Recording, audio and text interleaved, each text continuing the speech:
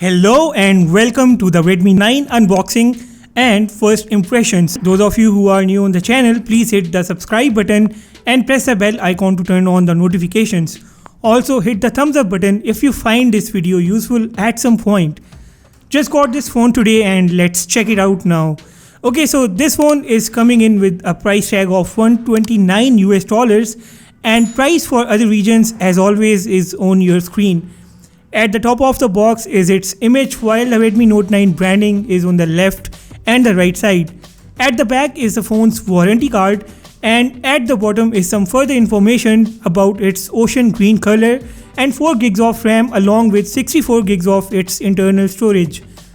Let's get into the box now.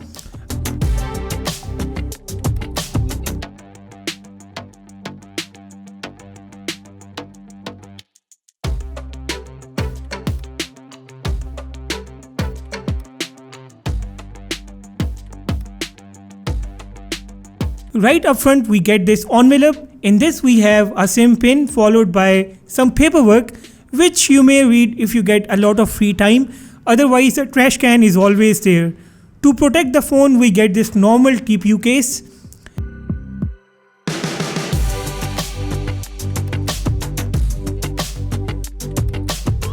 And now this is the Redmi 9. The top sticker of the phone tells us about its 13 megapixel quad camera setup, a huge 5020 mAh battery with 18 watt fast charging support, its 6.53 inches Full HD display and the Helio G80 processor. I will power this phone up and place it on a side for a while to take a look at other contents of the box. Redmi gives us a huge favor by adding this 10 watt charger while the phone supports 18 watts. Really thanks Redmi. And we have this type A to type C USB cable as well. Let's unwrap the Redmi 9.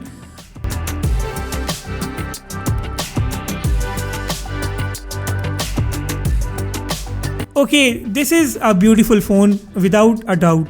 I like the camera style, that vertical array placed right in the middle of a big circle. Especially the macro sensor of this phone has a great placement and it looks cool. In the same array is the phone's fingerprint scanner too. The back pattern is pretty good. It will not pick up any fingerprints or smudges easily. At the bottom of the back is the Redmi branding. On the top right side of this handset is the volume rocker and the power button. At the bottom is a headphone jack, the mic, USB type C port and a big speaker grill. On the left side is the SIM card slot which supports 2 nano SIM cards and a micro SD card. At the top of this phone is a big IR blaster and its secondary mic. This phone is using Gorilla Glass 3 protection on the front, while the rest of the phone is fully built out of plastic, which gives it a very inexpensive feel.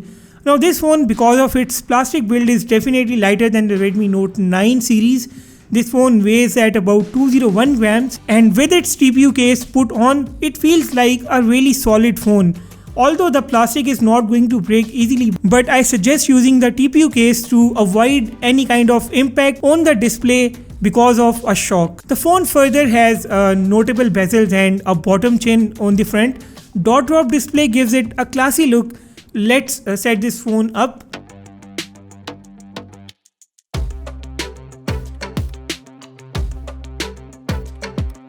While setting up, I will also set up the fingerprint scanner.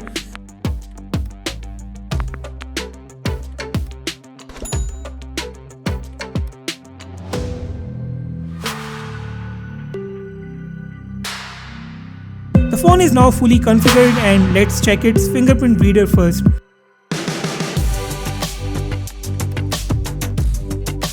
Okay, this works smooth.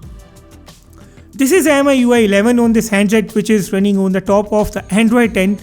It's got all basic MIUI features as you can see on the screen. Redmi 9's internal storage out of the box is only 48 GBs.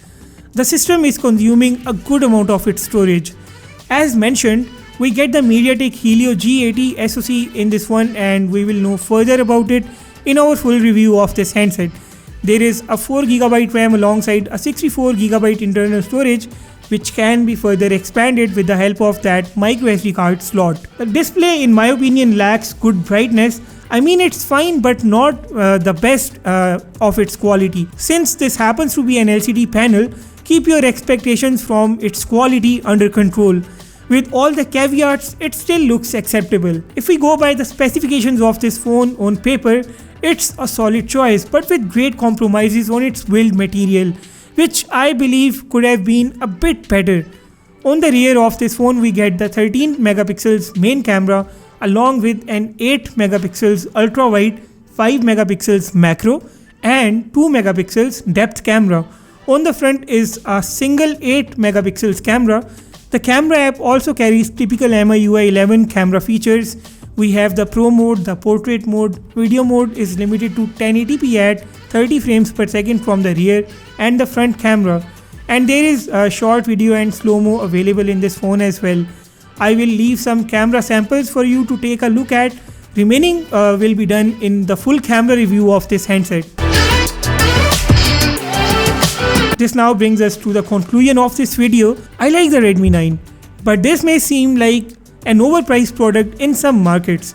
Redmi is known primarily for its budget-friendly devices, but over the course of past few months, I have observed that Redmi has been jumping up and hitting the new price brackets. I still believe that this phone should be around $110 or $115, but let me know what do you think about this handset. A full review of this phone will be up on the channel very soon. Not to miss any of my upcoming videos, hit the subscribe button below and press the bell icon as well. If you like this video, thumbs up. With that said, I will sign off and I will see you all in the next video.